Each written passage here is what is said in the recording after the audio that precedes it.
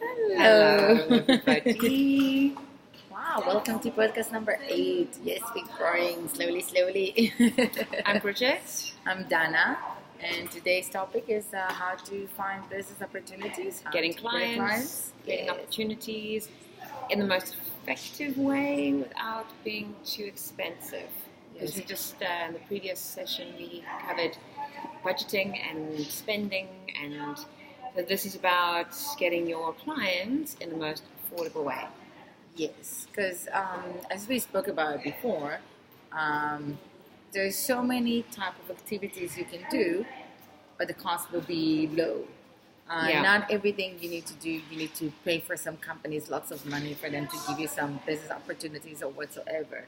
But one of the things I say in my business coaching that a business opportunity you can find everywhere, and it's only up to you to create the opportunities because the Yes. opportunities are there. Yep. It's either you noticing them or not, and it's all about you. It's not no one else, because you can actually just sit like, if you look at us, we're in a networking event. The conversation was actually starting in a different way. We ended up like not saying anything about business collaboration or anything, and then out of that, like something that I was thinking about, I came and offered it to you, and then we just roll it, and look where we are now. Exactly, and we at that point we didn't know each other. I think we'd spoken maybe 2 or 3 sentences. We literally 2 or 3 sentences, and then you were like, "Hey, let's do this," and I'm like, "Oh, okay, awesome. I don't know if I want to do it. Okay, cool, let's do it." And that's kind of how And it you even happened. asked me, why did I offer it to you? Yes, I did. I said that I was trusting my intuition, and that's how I felt. But inside of me, I felt this is something I want to do, and I felt that it's a great opportunity to do it with you. And this is how we rolled, and we both noticed. Like, and I could have offered it to you, and you would have said no. Mm. But in a way, I actually gave you an opportunity, but Yes. you missed it out. And that's what I think I was trying to say when I'm saying it's up to you to create the opportunity. It's there. I but, created yeah. an opportunity for myself and for you, but you could have ignored it and not see it as an opportunity, and the situation would have been different. Absolutely. Yeah. I think also when it comes to clients, a big thing that we don't do, which we could do a lot more of, is asking our current clients for referrals. If they're happy and they've been with us for a while, they've got lives. So when it's not like they're just thinking about us 24/7. So it's up to us, whoever your clients are, to say to your clients, look, could you possibly refer me to somebody if you're happy with what I do? Is there somebody that you know who's looking for something very similar? Ask your clients for referrals. It's the easiest way to get more business, and the only reason that they don't is because they've got other things they're thinking about. No other reason.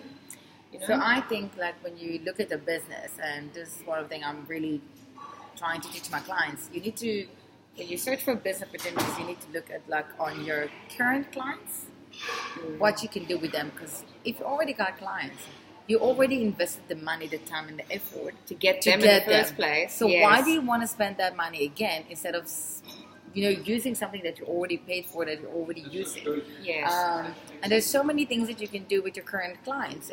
You can actually offer them like certain discounts. If they will, give you for every referral, they'll get a certain discount. Whatever, like, it's dependent on your business. If you're selling a product, you say on your next product you're gonna get X percentage of a discount. There's so many things you can do with your existing clients, and this is very important, because you always need to remember you already paid the money to get this clients. You already put your time and effort and whatever it is that you put into it to get these clients. And why do you want to spend more? And there's also nothing better than when it's through somebody else. So if one of your clients goes and refers you to somebody else, it's way more powerful than obviously you saying to somebody, "I'm amazing," because of course you're going to say you're amazing. You're hardly going to go, "No, I'm not." So it carries a lot more weight when it comes from somebody else. And even with testimonials, I have to be honest. I think testimonials are great. I'm just not a big fan of posting them all over social media and thinking that that's going to generate business. Maybe that's just me. I think it's you need to put it on your feedback site, on your Facebook page, and maybe on the website if you want to. But it's not necessarily the right thing for every type of business.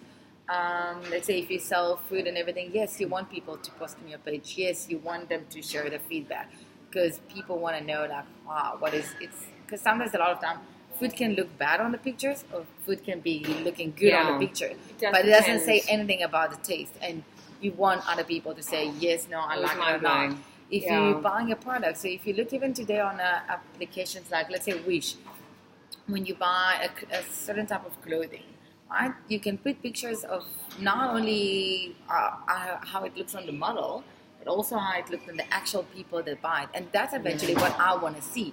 Yeah. And when I look for an item over there, I also see how it looks on other people. It's like, you know what, it actually doesn't look like. Because you know your body, you know pretty much how things will kind of look like. And then when you see it on other people, it helps you to decide. So every type of business needs to understand what type of feedback, what type of, like, let's say, promotions will happen. And it's part of it. And also where your target market hang out. You know, I don't mean in a weird way that you're going to start hanging out in places just to sort of get clients. It's just if they do hang out, if they are the type of people that play golf, or they are the type of people that go to networking events, or exposing yourself to those places and to being in the spaces where your target market are going to be, because that would kind of make sense. Because if you meet people on a kind of social level, it's way better to build a relationship and to start the relationship, and then down the line you go into the business side. But you just start it on it's kind of like a bit of a date. You know, you meet, you have a bit of a banter. You know, and it's a build up. It's not an immediate. It is. And you need to remember, you're selling products to people. You're selling service to people, and people looking to buy from people, not from like a computer or something. And that's why you need to try to create that type of connection and to have like a relationship with them. And this is something you need to work on with your customers. Build a relationship. If you build a strong relationship with your clients, then they will automatically refer you to other people that they know that you can assist with. I say it with my business, like I think, like if you look at our type of business, consultation, and people that do social media, it's a lot of the time comes from word of mouth. Because if someone is happy, they will naturally say something good about you. If you're not happy, you're even more gonna say like, listen, this type of person, you're gonna make sure that a lot of people know about it. But when you actually trying to look for business opportunities, there's like so many platforms today to search for. And as you said, like social media is only part of it. But it's only one part of it. Yeah, like and you get the example of networking events, golf, whatever. Social media is also great for reminding people, maybe educating people, having an actual credibility. But I think that consistently spamming, posting, selling stuff just personally drives me nuts. And I wouldn't, that's not how I would personally choose somebody's services. With this I disagree. I think it's all about how you manage yourself on social media. I would not necessarily post on a daily basis, and I would choose wisely what am I posting or not. And I'm linking all of it.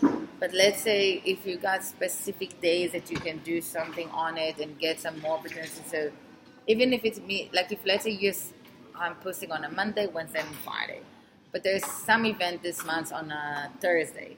So I'm maybe not going to post on a Friday. I'll do it instead of Thursday. I'm going to play around it. Because, you don't also want to be over and to push over. You also need to do it very smartly. But I would rather take, just my opinion, but I would rather take the time and the energy and do something like this, or go to a networking event and go meet more people, go to social events and meet more people, because for me it really is about that connection with the person. There's so much noise on social media that one more posting of one more ad, for me, is one more bit of noise. Whereas if I meet somebody and we I think, wow, they're an awesome person. Oh, what do you do? Oh man, I'm actually looking for someone to copyright, or whatever the case is. For me, there's a greater chance that. So I think it's a matter of balance, and I do believe in it. Like to find everyone got a different type of formula that will work for them, and that's what you will need to find. What's right for you and what's right for your business, what's right for your personality.